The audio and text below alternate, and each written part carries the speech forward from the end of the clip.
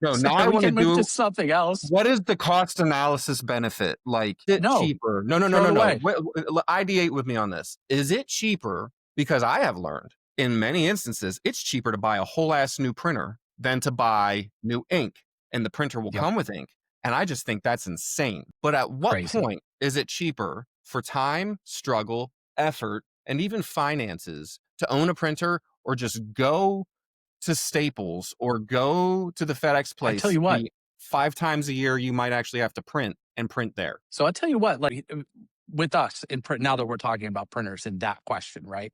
I find that the things I print are things that we generate, like me, my wife, or my daughter. It's more for my daughter's schoolwork than anything else. When it comes to things that are sent to us from a teacher or it's a project, we go have it printed. It's much more efficient. It costs $2, right, to have 10 color pages printed or whatever, right? So to your point, like I never thought about this, right? The cost benefit analysis is for me, like I'm not screwing with that printer that I have in my lab, in my office, right?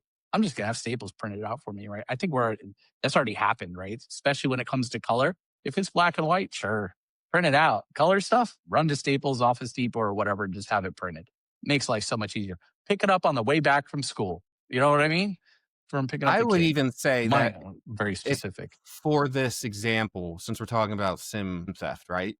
Yeah, how did we get to printers If from SIM theft? somebody, no, think about it though. If someone's at your house threatening to steal your SIM, I wonder if they would accept the printer instead.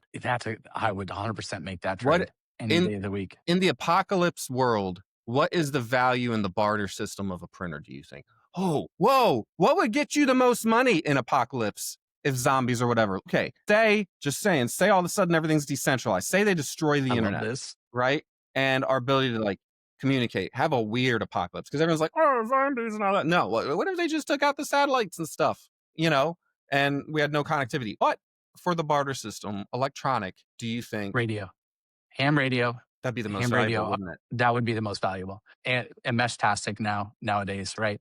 But yeah, ham radio for communication wise. Anything with a lithium battery. So you've got the storage there, but then you also have the IED capability with the lithium.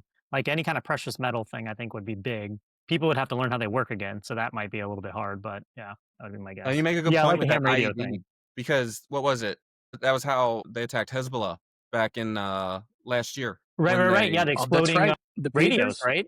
Yeah. I think it was pagers, right? Pagers, that's what it was. Yeah. No, first pagers, then radios, both.